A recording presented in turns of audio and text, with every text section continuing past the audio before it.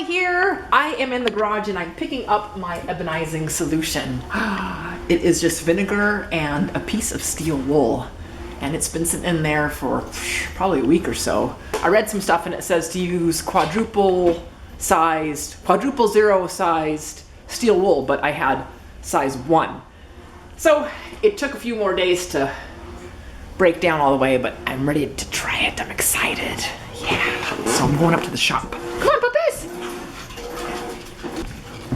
I'm really excited to try it. And we had some snow last night and this morning. It wasn't in the forecast, but it happened. So that's exciting. Whoa, slipping. Woo! Caught myself there. Yikes, I even know about that slippery spot. Totally spaced it. Oh, it's still snowing a little bit.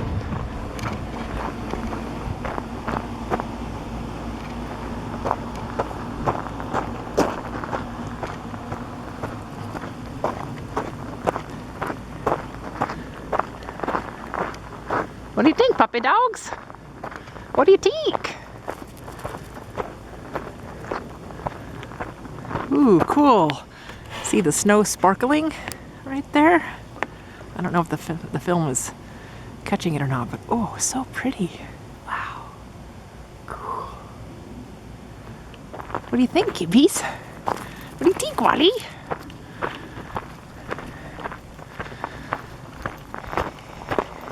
Okay, I'm really curious about how this is gonna work. So I'd heard about it before, and then my neighbor said something about it, and so I looked it up, and I thought, well, I'd like to try it. Because we bought some ebony stain, and this is a piece of cedar with ebony stain on it, and it looks really cool, but it's ebony stain. So this works with the tannins in the wood, and what I read was that wood with more coloring has more tannins, and so it'll work better. But it said also that you can tanninize your wood by putting tea bark on it, and then I read something else about just putting actual tea on it and letting it dry and then put it on top of that, and maybe I ought to try that too. But right now I have these pieces of wood. I have a piece of rough cedar, a piece of plain cedar, a piece of maple, a piece of juniper, and a piece of blue pine. So I'm going to try it on one of those. And they're all kind of light woods though, aren't they? But oh well, let's try it. And this, I had to make holes in the lid because it says to let the gases escape. Ooh, so curious.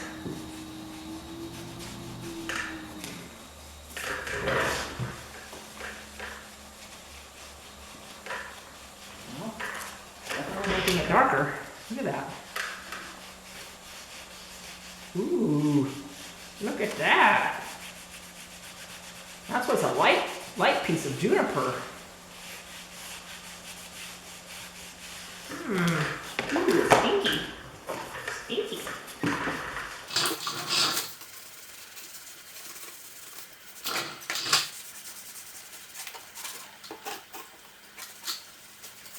Maybe I should go watch the videos again because I can't remember how to do it. Drench the wood in it, or what? I think you are. Look at that. Huh. That's interesting. Ooh, look at that. Pretty. Cute. All the bark.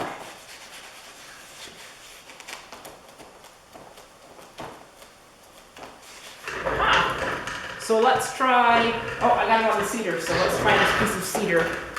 This planed piece of cedar. See what it looks like.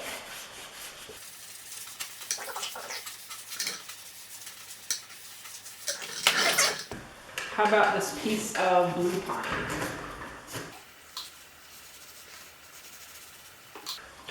Ooh, look at that. Juniper is getting darker. So the blue pine isn't doing anything yet. Just let it sit there for a little bit.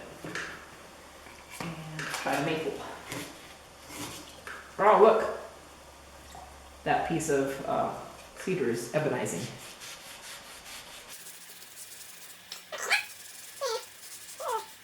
Look at that. Ooh, I like that maple. Pretty. Pretty. Did you see that? Wow. Nice. Huh. So curly maple, whoa. That is cool. So blue pine I thought would do the darkest and it's doing nothing. Juniper I didn't think would do it and it's doing it. And cedar, let's try it on a non-plain piece of cedar.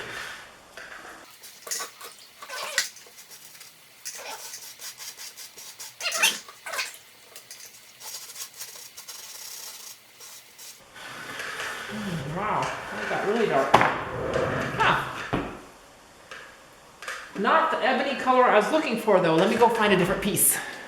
How about a piece of walnut? Walnut's already dark, so let's see. I mean, why would you ebonize it? But let's see if we can make it black like ebony. Ebony wood. Ooh, I'd like to try a piece of myrtlewood. Okay, wow. Let that sit on there for a little bit. That's maple like walnut. Ooh, oops. Okay, here's some myrtlewood. Let's try that. Ooh, look at that. Look at that walnut over there. Ooh, pretty.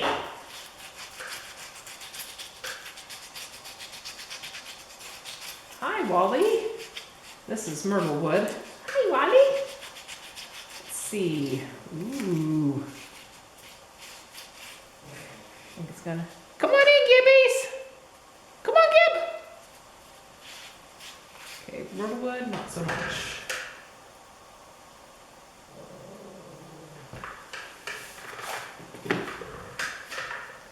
I really want to try a piece of juniper that hasn't been planed yet. So let's do that. Look at the bark even went. Cute. All right, here's a piece of rough cut juniper.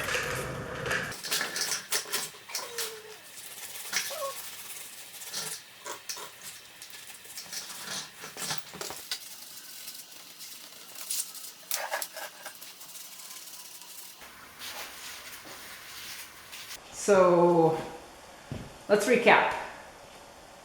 This is juniper rough cut. This is juniper planed.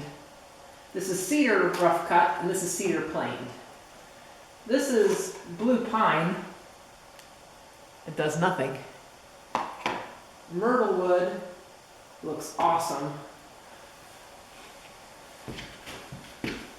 Curly maple is, whoa. That's just a rough piece of curly maple. Look at that. Woo! Love it. And then walnut. Walnut's really, really dark, and that's what you want. It's really dark, but walnut's dark anyway, so, Huh. I'm curious to see how deep it goes into the wood. It's supposed to go in real deep, but I don't know. So this was the ebony stain, and that's ebonizing. This is definitely more ebony-like. Okay, here is a real piece of ebony. Now the ebony stain is pretty good, but the ebonizing is its own. Okay, time for more experiments. Okay, I'm brewing some tea. I put 5 tea bags in this, and that's gonna make really strong tea. So I'm gonna let that brew for a little bit, and then put it on the wood.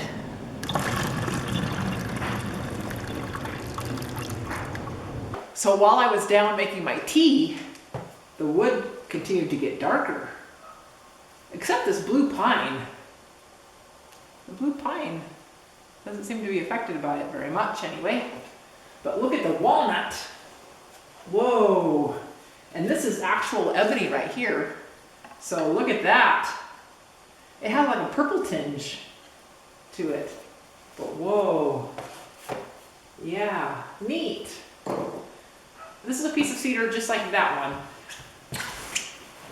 And I'm gonna add some tannins to it. I think anyway. That's what I think I'm doing.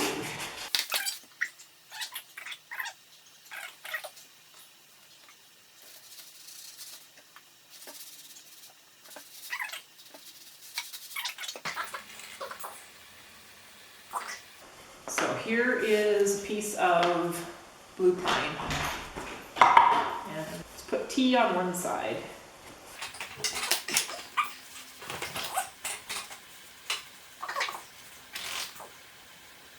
And now on this other side, I want to put some more of this ebonizing solution. Ebonizing solution, yeah.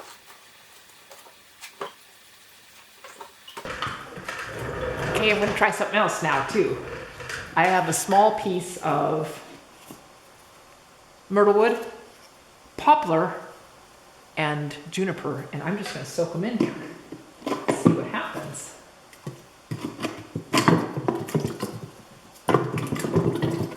How long should I let them soak?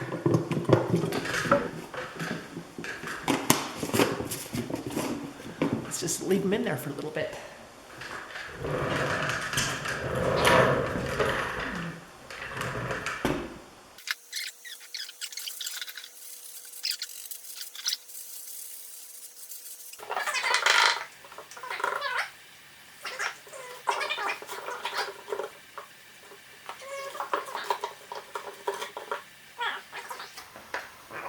Okay, it's been a few hours now since I finished doing the last bit with the tea and the ebonizing solution. Hi, Bobby. So now I'm just going to pick them all up and go here once the compressor turns off. Okay, here they all are. So this is the darkest one, and this is walnut. So here's what the walnut looks before ebonizing, and this is with the ebonizing solution on it. And like I read, this has more tannins apparently because it's darker to begin with, has more color, and so yeah, that looks pretty cool. And you can kind of look on the side, it looks like it doesn't go real deep into the wood. Just is like a surface layer, so it makes me wonder if I can sand it off. But here is ebony, and there is ebonizing walnut. So it looks like the walnut has a purple tinge to me. And then this is maple, and this is my favorite one. There's what it looks like without it, and there it is. Wow, isn't that pretty? Man, curly maple's pretty by itself, but that just brings out the curliness. Woohoo! Okay, and these two are juniper. This is the rough cut juniper, and this is the plain juniper, and then this is a piece of soaked juniper. And so, yeah, I think this one really looks nice. Then over here, these are the cedars. This is rough cut cedar, this is plain cedar. These two right here are with just the ebonizing, and this is, to this point right here, this is adding tea, and this is not adding tea. And you know what? I think the grains in the wood that had the tannins right there, I don't know if tea makes any difference. Well, let's go to this.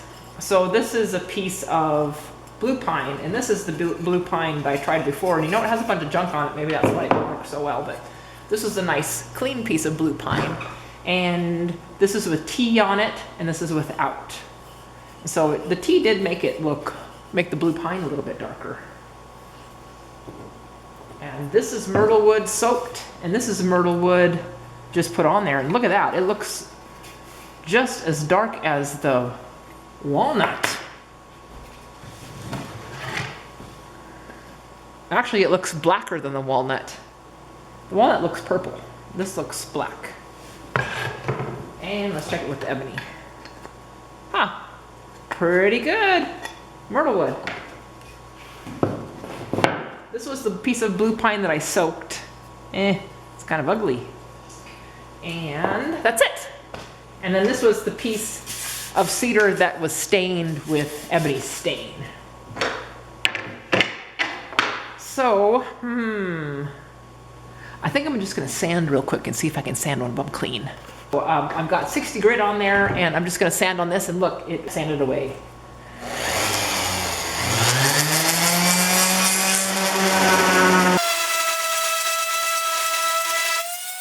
Try it on the juniper.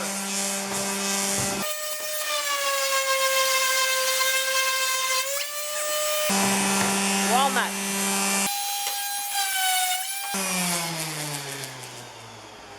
Well, let's try it on the pieces that I soaked. I didn't soak them very long. So this is a piece of juniper that I soaked just shortly. Let's see.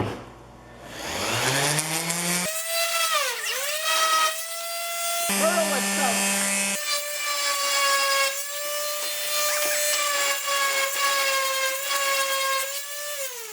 So the ebonizing is definitely just a surface thing.